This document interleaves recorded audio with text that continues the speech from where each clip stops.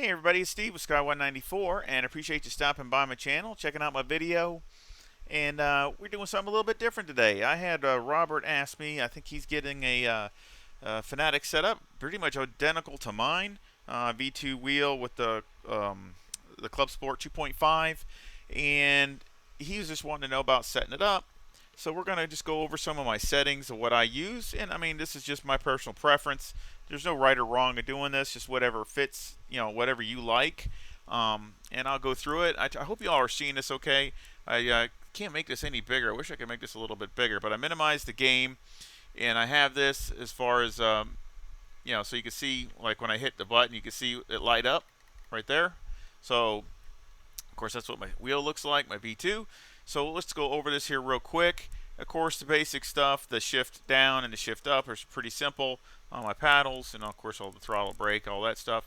But also, when you first get it, as you can see here, you have the McLaren GT3 wheel, the BMW GT2 wheel. You have all these different wheels here that are already preset. And here's the V2.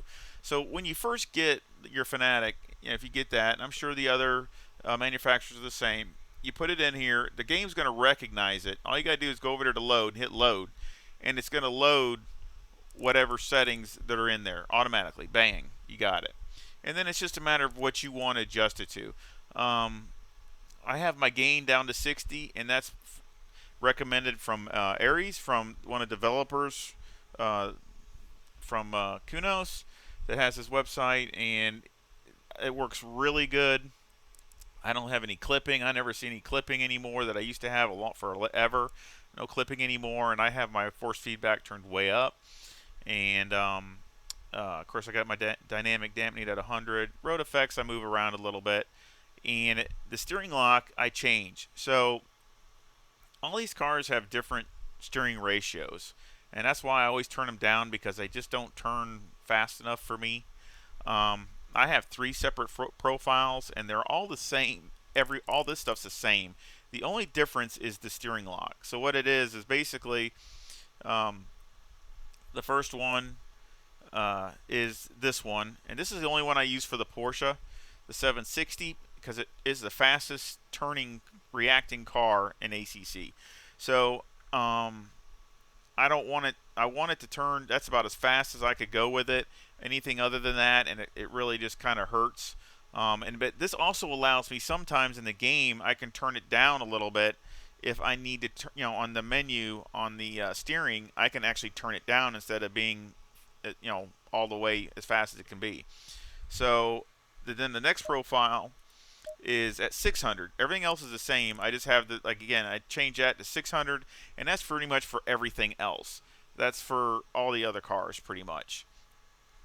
So they can turn lock to lock faster, because it usually takes more steering input for them to turn. And then the last one is 500 for just those occasion reasons where I need really fast steering, and maybe for a car that's like a Bentley, which is very slow as far as steering. Certain tracks, maybe with the Aston Martin. So there's certain ones, but I don't use it that often. It's mainly between the first and second profile. And so I'll put it back to the first one. Now, and of course, I match that on my steering wheel. So obviously on the steering wheel, this little screen here you have in the center, as you see on this part here, where you're seeing it, there's my arrow, over here on my properties. The little screen here shows your setups, and you can see that little button right there. You hit that little button, and the screen you can set up. You got like 5 different presets that you can save on your wheel. And all my presets, I have about 4 different presets, and they will match. I'll just change them to match whatever this is in the game. So of course you want them to match the wheel to the game. And I do that. It takes a couple seconds, and it's no big deal. So I'm going to go over a couple of my settings that I have. Of course, you can see I'm hitting the button right there, and you can see it also flash down there. That's my headlights, cycle through my headlights. That is my windshield wipers, cycle through my windshield wipers. That one there is my flash, my flashing my headlights at somebody.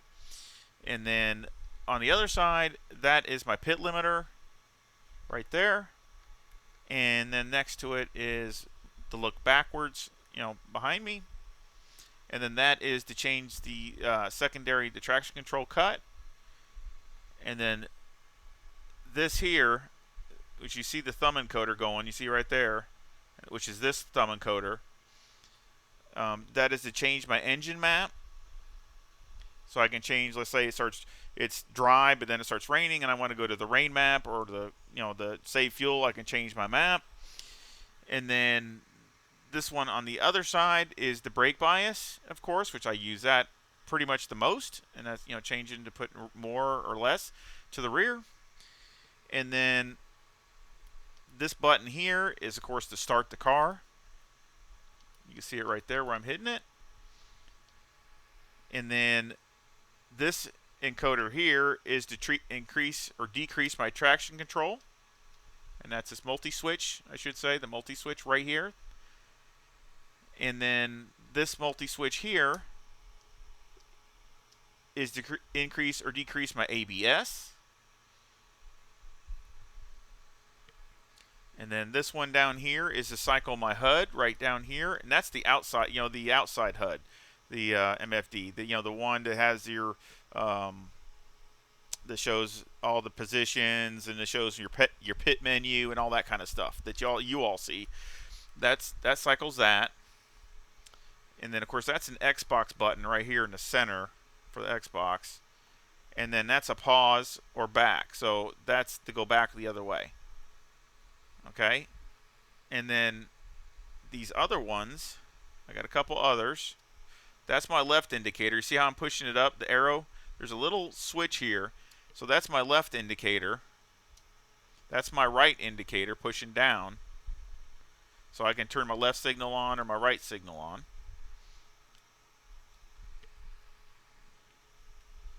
And of course you do have your other joysticks. You can see I'm moving the joystick around there. That's the next page. You can see I'm moving that. See I'm moving it around over here too. But that actually moves so I can make adjustments to my. That's the other joystick on this side. That's right here.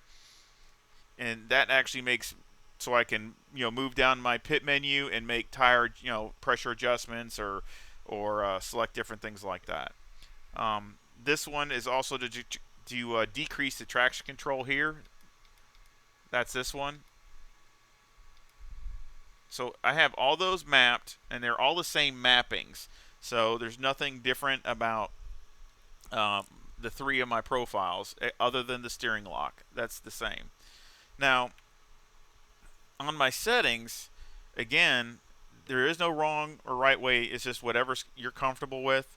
But on my one setting, I pretty much keep that for my AMG, okay? Because the AMG just doesn't seem like it has the feedback that a lot of the other cars do, and so I run a little bit more force feedback just for the AMG. Now you remember, when the track is dry or optimum, you're going to get the most feedback, okay? Because you have the most grip on the tires, you're going to get the most feedback, okay? And that's what I like to set it up as. But it's only going to go less from there. I mean, if it's raining, if the track's green, you're going to have less feedback.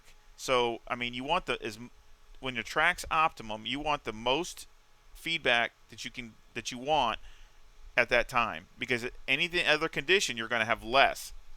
So I hope everybody gets that, because otherwise what happens is if you have barely any feedback when it's optimum and the track gets wet, okay, or it's green, you're going to have no feedback. It's going to be basically you're just going to be turning a wheel and you're going to literally have nothing.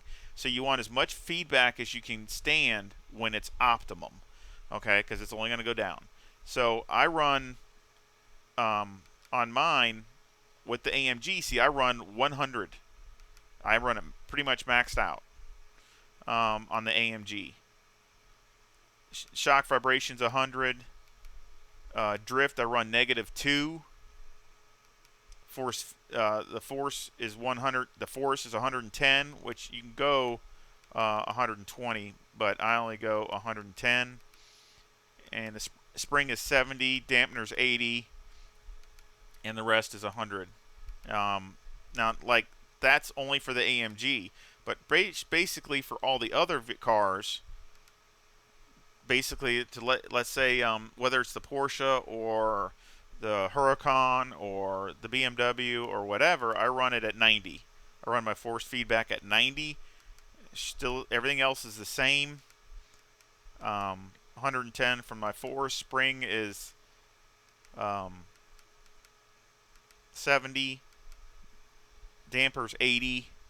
So again, I try to get them to where I'm comfortable with it, because every car is unique and every car is different. So I'm trying to get it the way I like it to react and how I want it to feel.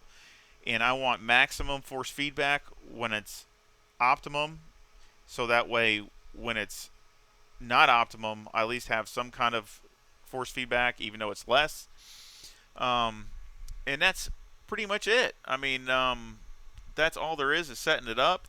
Of course, you got the wheel, and you got gamepad and keyboard, and to set them up, all you do is hit the button, and hit your left click on the mouse, and that's it, and it selects it. And then all you got to do is hit your button, and it'll map right to that. So that's all you got to do. Now my ignition, like you can see, I don't have anything on my ignition. I just use the I on my keyboard for my ignition, because usually once I turn it on, I don't ever shut it off unless I'm going in the pits. And I plan to get a button box. Once I get my new cockpit set up, I'm going to get a button box, and I'm going to put the ignition, I'll map it onto the button box, because it gets too much on the steering wheel as it is now.